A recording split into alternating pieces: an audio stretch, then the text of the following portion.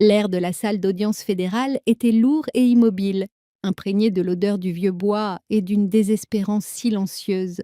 Depuis mon siège au fond de la galerie, j'observais mon oncle Richard, un homme dont le charisme avait toujours été son meilleur bouclier, murmurer avec assurance à son coûteux avocat. Il était la star de cette tragédie. Et ma famille, assise au premier rang, formait son public fidèle. Il lui lançait des regards de soutien indéfectibles. Ma mère, Carole, une femme qui croyait que la paix valait mieux que la justice, parvenait même à afficher un léger sourire encourageant. Tous étaient tellement convaincus qu'il était intouchable. Puis le procureur, un homme incisif nommé David, s'élève. Et la salle entière se tut. Sa voix était d'acier. « Monsieur le juge », déclara-t-il. L'accusation appelle son dernier témoin. L'État appelle la maréchale adjointe Clara. Pendant un instant figé, il n'y eut rien, juste l'écho de mon nom. Mon vrai nom. Entrant en collision avec la version de moi qu'ils avaient tous en tête, je vis la tête de mon oncle pivoter brusquement. Son sourire arrogant ne se contenta pas de s'effacer, il vola en éclats. La couleur quitta son visage, laissant place à un masque cireux et horrifié tandis que ses yeux croisaient les miens à travers la salle. On aurait dit qu'il avait vu un fantôme. Et c'en était un, le fantôme de la fille qu'il pensait connaître. 2 mois plus tôt. Ce fantôme était assis en silence lors d'un dîner familial tendu. La scène était familière, mon oncle trônait en bout de table, baignant dans l'éclat de son propre succès autoproclamé. Il venait de lancer une nouvelle entreprise immobilière et la décrivait avec l'emphase théâtrale d'un grand showman. Finalement, son regard bienveillant se posa sur moi. « Et toi, Claire ?» lança-t-il avec un sourire condescendant. « Toujours en train de chercher ta voix, ma chérie. Ce n'est pas grave. » Il se tourna vers mon ami David, assis calmement à mes côtés. « Écoute, quand tu en auras marre de ton petit boulot de vigile, j'aurai une place pour toi dans mon service de courrier. Ça te remettra sur les rails. » La table rit avec lui. C'était une vieille blessure qu'il s'amusait à rouvrir pour le sport. L'abandonneuse d'études. L'échec discret. Mon registre interne enregistra une nouvelle entrée, juste à côté des anniversaires oubliés et des remises de diplômes ignorés. Ma mère tapota ma main. Son geste une prière silencieuse pour que je supporte cela. « Il essaie juste de t'aider, ma chérie, » murmura-t-elle. Mais son arrogance le rendait négligent. Il fit un clin d'œil à David, l'homme qu'il voyait comme mon compagnon tout aussi insignifiant. « Il faut savoir faire circuler l'argent par les bons canaux, » fanfaronna-t-il. Quelque chose qu'une abandonneuse d'études ne comprendrait pas. Le trust de Phoenix, par exemple. C'est la clé. Il n'avait aucune idée qu'il confessait ses crimes au principal enquêteur d'une affaire fédérale, Rico. Mon oncle riait, pensant qu'il venait de m'offrir une aumône devant mon ami discret et insignifiant. Il n'avait aucune idée qu'il venait de fournir au procureur du district Est le dernier clou pour son propre cercueil, pour comprendre la précision méthodique de la justice qui suivit. Il faut comprendre la vie qu'ils n'ont jamais pris la peine de voir. Pour ma famille, je menais une vie petite et floue dans l'ombre. J'étais la discrète, l'abandonneuse d'études, la vague déception dont ils ne savaient que faire. C'était un monde, puis il y avait l'autre, le vrai. Un monde d'une immense conséquence qu'ils ne pouvaient même pas commencer à imaginer. L'écart entre ces deux réalités était un gouffre, et je vivais ma vie en marchant sur une corde raide entre elles. Totalement seule. La différence n'a jamais été plus claire qu'il y a 1 an, à Noël. Toute la famille était réunie. La maison bourdonnait d'une joie forcée et de l'odeur de sapin. Le centre de cet univers, comme d'habitude, était mon cousin Marc, l'enfant prodige incontesté de la famille, qui portait son charisme comme un costume sur mesure. Il venait d'être nommé manager régional dans une entreprise de vente de second rang. Et ma famille le traitait comme s'il avait été nommé à la Cour suprême. Mon père, un homme qui mesurait la valeur d'une personne à la prévisibilité de son parcours professionnel, lui tapa dans le dos, rayonnant. Mon oncle lui offrit une montre lourde et coûteuse. Je vis la lumière scintiller sur l'or à son poignet. Et mon registre interne, celui dont je ne parlais jamais, commença à faire ses comptes. Cette montre n'était pas qu'une montre, c'était le cours de programmation que je voulais suivre, la compte pour une voiture fiable que j'avais dû économiser moi-même, la décennie de « l'argent est rare », qui, apparemment, ne s'appliquait qu'à moi. Je venais de rentrer de FLETC, le centre de formation des forces de l'ordre fédéral. J'avais survécu à 21, 5 semaines d'entraînement épuisant et transformateur à l'Académie du service des maréchaux des États. Unis, c'était la chose la plus difficile et la plus significative que j'avais jamais accomplie. Je trouvais un moment de calme dans la conversation, mon cœur battant d'un espoir pathétique. J'ai terminé mon programme de formation, dis-je, ma voix paraissant faible dans la pièce bruyante. Mon père se tourna vers moi, son expression vide un instant avant de se fixer sur un rejet poli. Oh, c'est bien, Clara, dit-il, content que tu t'accroches à quelque chose pour une fois. Avant que je puisse répondre, mon oncle intervint avec un rictus. Alors quoi? T'es une sorte de vigile de centre commercial glorifié maintenant? La famille rit, un éclat de son bref et tranchant. Et juste comme ça, les projecteurs se braquèrent à nouveau sur Marc et sa montre brillante. J'étais laissée dans l'ombre froide de leur indifférence, une fois de plus invisible. Maintenant, passée à la réalité de ma vie 6 mois plus tard, le monde est sombre, éclairé seulement par la faible lueur des réverbères, filtrant à travers les vitres crasseuses d'un entrepôt abandonné. L'air est froid et lourd, chargé de l'odeur de la rouille et de la tension. Je ne porte pas un pull de Noël, mais 18 kilos d'équipement tactique, dont le poids est un réconfort familier sur mes épaules. C'était l'opération Crépuscule, ma voix, calme et basse, grésile dans les communications de l'équipe. Toutes les équipes. Nous exécutons un mandat à haut risque. Le sujet est armé et considéré comme violent. Vince, vous sécurisez la sortie sud. Je dirige l'équipe d'entrée, à mon signal. Mon partenaire, le maréchal adjoint principal Evans, un vétéran bourru qui voyait en moi une compétence et non une nièce discrète, grogna son assentiment. Rêtu. Fais attention à tes arrières. Nous nous déplacions comme des ombres, une unité silencieuse et disciplinée. Le plan était solide, mais les plans ne sont que des théories tant qu'ils n'affrontent pas la réalité.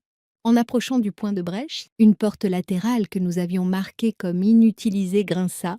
Un homme armé d'un fusil à pompe en sortit, se tournant directement vers l'angle mort de mon équipe. Pas le temps de réfléchir, seulement d'agir. Armé, flanc gauche, criai-je, poussant mon coéquipier à terre tout en levant mon fusil. La situation fut résolue en 2 secondes assourdissantes. Personne ne fut blessé. Plus tard, dans le véhicule blindé, Evan croisa mon regard dans l'obscurité. Il me fit un lent signe de tête. Ce simple geste d'un homme que je respectais valait plus que 1000 compliments vides de ma famille. C'était réel, c'était mérité. Ce sentiment de respect gagné était encore frais dans mon esprit lorsque ma mère m'appela le lendemain du désastreux dîner familial où mon oncle m'avait proposé le poste au courrier. Sa voix était tendue, enveloppée de ce ton familier de déception apaisante qu'elle me réservait. Clara, il faut que tu comprennes, commença-t-elle. Sans préambule, tu as mis ton oncle mal à l'aise hier soir. J'attendis, sans rien dire. Tu sais qu'il vient d'un autre monde, un monde de succès et de grandes affaires. Tu ne peux pas lui en vouloir de ne pas comprendre tes choix. Sa pose était lourde de jugement. Sois juste gracieuse. Ma chérie, ce n'est pas si difficile. La conversation se termina avec ma promesse de essayer, ce qui était le mensonge dont elle avait besoin. Je raccrochai, une clarté froide et dure s'installant dans mon ventre. Ils ne me verraient jamais. Ils avaient fait le choix conscient de ne pas le faire. Pendant des années, j'avais attendu qu'ils posent une seule question significative sur ma vie. Je compris enfin qu'ils ne le feraient jamais. Ils ne respectaient pas la personne, seulement le titre. Alors, j'ai décidé d'arrêter d'attendre leur approbation et de me concentrer sur mon devoir. Il se trouve que mon devoir était de faire respecter les lois mêmes que mon oncle croyait pouvoir enfreindre. L'appel avec ma mère fut le dernier clic de la serrure, la porte émotionnelle, celle que j'avais laissée entr'ouverte pendant des années dans l'espoir que quelqu'un la franchisse, était désormais scellée. Plus d'attente pour des excuses ou d'espoir de compréhension. Il n'y avait que le chemin clair et froid de mon devoir. Le lendemain, j'étais assise face au procureur adjoint David dans son bureau stérile, où flottait une odeur de café fort et de papier. Il se pencha en avant, son expression grave mais avec une lueur de victoire dans les yeux. Sa remarque sur le trust de Phoenix, dit David. C'est ça, Claire, c'est le chaînon manquant vers les comptes offshore. Le grand jury va l'inculper. Il marqua une pause, laissant le poids des mots s'installer entre nous. Puis son expression s'adoucit presque imperceptiblement. C'est ton oncle, dit-il, sa voix s'abaissant. C'est ta famille. Je peux assigner une autre équipe pour exécuter le mandat. Sans poser de questions, personne ne t'en voudrait. Il m'offrait une porte de sortie, une courtoisie professionnelle. Pendant un instant, la vieille Clara, celle qui désirait la paix à tout prix, y pensa.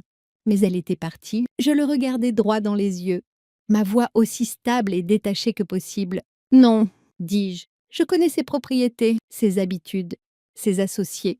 Je suis l'atout avec la plus haute probabilité d'une arrestation sans heurte. C'est une affaire fédérale, pas une querelle familiale. Je dirigerai l'équipe. À partir de ce moment, l'émotion devint un luxe que je ne pouvais plus me permettre. Elle fut enfermée, et la procédure prit sa place. Ma vie devint une série de documents, de plans et de stratégies tactiques. J'étalai les plans architecturaux du gratte-ciel de mon oncle sur une grande table dans la salle de briefing. Chaque histoire familiale, chaque anecdote vantarde qu'il avait racontée sur son empire n'était plus une source de douleur. C'était une information exploitable, son arrogance était sa plus grande vulnérabilité, et j'avais l'intention de l'utiliser. Il se sentirait le plus puissant, le plus intouchable dans son bureau d'angle avec vue sur la ville. C'est là que nous l'arrêterions. Nous avons baptisé l'opération Maison de Verre la veille de l'arrestation. Le maréchal adjoint principal Evans s'assit avec moi pendant que je faisais la dernière révision du dossier de mandat. Il ne me demanda pas si j'allais bien ou si j'étais prête. Il n'offrit pas un seul mot de sympathie. À la place, il pointa un doigt épais sur un schéma du dernier étage. Il va courir vers l'ascenseur privé à l'arrière, déclara Evans, non comme une question, mais comme un fait. C'est sa sortie de secours. Bloque-la en premier. À ce moment-là, il ne parlait pas à la fille discrète de son ami ou à une nièce paria. Il parlait à une collègue maréchale. Cette confiance professionnelle silencieuse était la seule validation dont j'avais vraiment besoin. L'acte d'accusation fut scellé. Un juge fédéral signa le mandat. Mon équipe fut briefée sur l'opération Maison de Verre. Ma famille planifiait une fête surprise pour célébrer l'affaire de sa vie de mon oncle. Ils n'avaient aucune idée qu'ils allaient bientôt avoir des places au premier rang pour les conséquences. Des mois plus tard, la salle d'audience fédérale était devenue la seconde maison de ma famille. Ils occupaient les 2 premiers rangs de la galerie chaque jour, un front uni d'une croyance presque religieuse en l'innocence de mon oncle. Depuis mon siège isolé au fond, je les observais. Mes parents, mes tantes, mes cousins. Ils me jetaient parfois un regard en arrière, leur visage marqué d'une sorte de pitié douce. Ils pensaient que j'étais là par un sens mal avisé du devoir familial, une petite brebis égarée qui ne savait où aller. Mon oncle, Richard, le croyait aussi. Il était assis à la table de la défense, l'air plus incommodé qu'effrayé, comptant sur son équipe d'avocates de rêve pour démanteler ce qu'il appelait un malentendu bureaucratique. Il pensait toujours qu'il était le personnage principal. Il n'avait aucune idée que son histoire était terminée. L'après-midi s'éternisait avec le témoignage d'un comptable judiciaire. Un homme qui parlait un langage de registres et de sociétés écrans qui semblait ennuyer même le jury. Enfin, le procureur adjoint David se leva. Plus de questions pour ce témoin. Votre honneur. Le comptable se retira, et un bref silence bruissant emplit la salle. David ajusta sa cravate, ses mouvements délibérés. Il laissa le silence planer un instant de plus avant de se tourner vers le juge. Sa voix était calme, mais portait une intensité qui traversait l'air étouffant de la salle et faisait se redresser tout le monde. L'État appelle son prochain témoin, annonça-t-il, pour témoigner concernant l'exécution du mandat d'arrêt de 25 Zerolon, Okran VG, la tentative de fuite du défendeur et la chaîne de custodie des preuves saisies sur les lieux. Il marqua une pause, ses yeux balayant le jury. Puis mon oncle, et enfin se posant sur moi au dernier rang. L'État appelle la maréchale adjointe Clara Jensen. Le nom, mon nom complet, mon titre complet, tomba dans la salle comme une pierre dans un étang silencieux. Les ondes de confusion furent immédiates. J'entendis ma mère murmurer à mon père, sa voix un sifflement aigu et paniqué. Qu'a-t-il dit? Comment l'a-t-il appelé? Mais je ne les regardais pas. Je regardais mon oncle, le sang quittant son visage, laissant sa peau d'un gris pâle et moite, sa confiance arrogante. L'armure qu'il avait portée toute sa vie s'évapora en un instant, remplacée par une horreur brute et nue. C'était une variable qu'il n'avait jamais calculée. J'étais une personne qu'il n'avait jamais vraiment vue. Je me levai, mes mouvements fluides et maîtrisés. Les années, à me sentir invisible, m'avaient, par une ironie du sort, appris à commander une pièce avec une autorité discrète. Je descendis l'allée centrale, mes chaussures noires polies ne faisant aucun bruit sur le tapis usé. Je sentais les regards de ma famille sur moi, leur regard collectif, un poids physique de choc et d'incrédulité. Je passai devant la table de la défense sans un regard, mon attention entièrement portée sur le banc des témoins. C'était comme sortir d'une vie pour entrer dans une autre. Je posai ma main sur le livre, levai l'autre et prêtai serment. Ma voix claire et posée. Le procureur adjoint David commença. Maréchal, veuillez indiquer votre nom et votre affectation actuelle pour le tribunal. Clara Jensen, dis-je, ma voix résonnant d'une force que ma famille n'avait jamais entendue. Maréchal adjointe des États-Unis, affectée à la Task Force des opérations de recherche de fugitifs pour le district Est. Pendant les 20 minutes suivantes, je livrai mon témoignage. Je relatais avec précision et méthode chaque détail de l'opération Maison de Verre. Je parlais du mandat, de l'approche tactique et de la brèche dans le bureau. Je n'utilisais jamais le nom de mon oncle. Il n'était que le défendeur. Je décrivis comment le défendeur avait tenté de fuir vers un ascenseur privé et comment je l'avais personnellement intercepté et arrêté, lui passant moi-même les menottes. Quand David eut fini, l'avocat de Richard bondit sur ses pieds, le visage rouge de désespoir. Il s'approcha du banc, essayant de lancer un regard compatissant au jury. « Maréchal, commença-t-il, sa voix dégoulinante d'une fausse intimité, n'est-il pas vrai que le défendeur Richard Jensen est votre oncle ?» La question flotta dans l'air. Le jury me regarda, ma famille se pencha en avant, retenant son souffle, espérant peut-être un moment de faiblesse émotionnelle, une fissure dans la façade. Je pris une respiration stabilisante, tournai légèrement la tête et m'adressai au jury, pas à l'avocat. « Oui, dis-je calmement, mais mon serment est à la Constitution, pas à mon arbre généalogique. » Un marteau frappa comme un coup de feu. « L'objection est retenue, » dit le juge. Sa voix ferme, cette ligne de questionnement est terminée. Je me tournai vers ma famille. Ils étaient figés, leurs visages figés dans une compréhension horrifiée. La pitié avait disparu, la condescendance aussi. Tout ce qui restait était la prise de conscience publique et dévastatrice d'une vérité qu'ils avaient passé toute ma vie à refuser de voir. L'abandonneuse d'études, l'échec discret, était l'autorité incontestable qui venait de sceller le destin de leur patriarche. Mon oncle avait passé une vie à collectionner les titres, PDG, philanthrope, visionnaire. En fin de compte, le seul titre qui comptait était celui que j'avais gagné en silence. Maréchal adjointe des États-Unis. Le verdict de culpabilité tomba dans le silence stupéfait de la salle, avec la force d'un coup physique.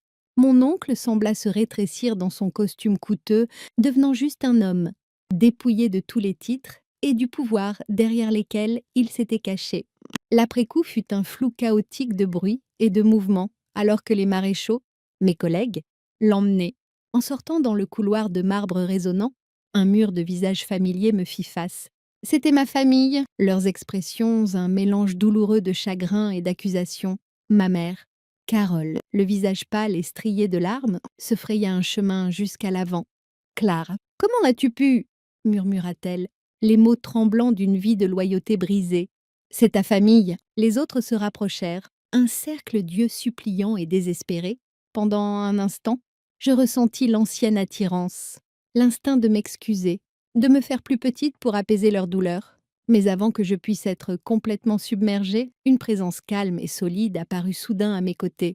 C'était le maréchal adjoint principal Evans. Il ne les regarda même pas.